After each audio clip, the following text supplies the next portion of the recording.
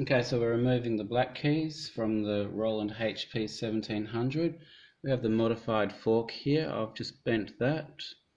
So it's a sweeping curve with a sharp curve on the end for about 4 millimeters. So it's going to bend quite sharply to about 90 degrees to what the rest of it is. You're just going to pop this in. Going to go all the way in, then you're going to feel upwards. Then it's going to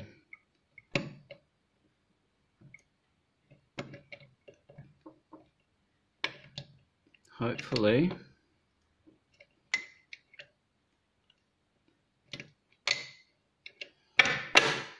come out like that without losing springs and stuff. So from here you can use this to replace the spring, which is now lost inside. Which, how do we get that out? So you can either change or replace the spring. If you get a dodgy one in the middle that you use all the time, you can replace it with one that you don't use, because these parts can be hard to get. To pop that back in, hopefully it's as simple as pushing it back in and then sliding it to the front to lock it back in.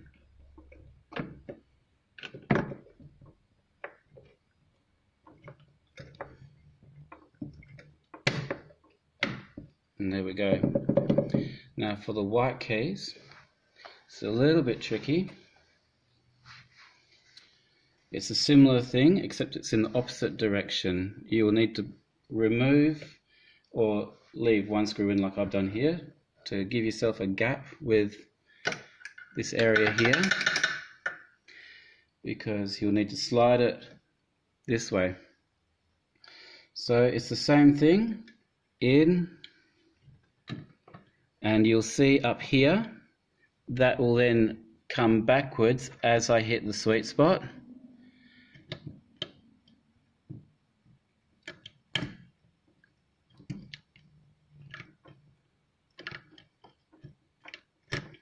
If I can get the sweet spot. There, you can see that. It only moves a few millimeters.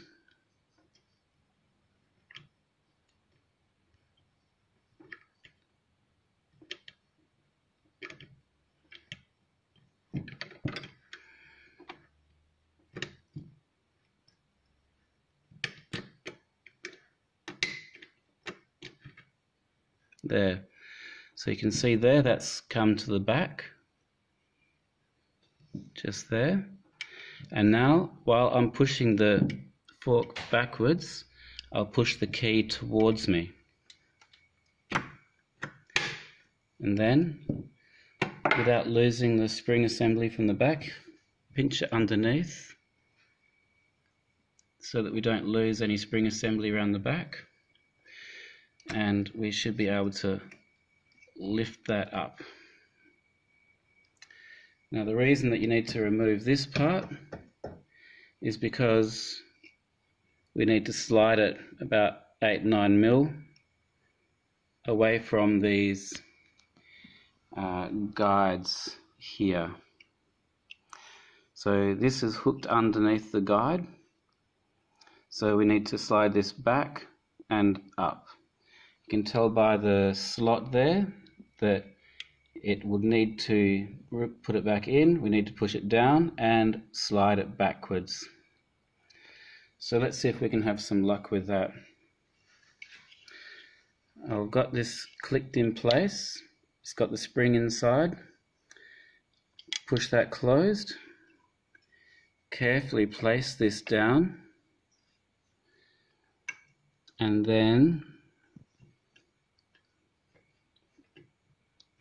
push it down, and all going well, slide it back into place, and then we're good to go. So I had a sticking G earlier. I've swapped it out for a B down in the base that I don't use, and so now the G's working nicely.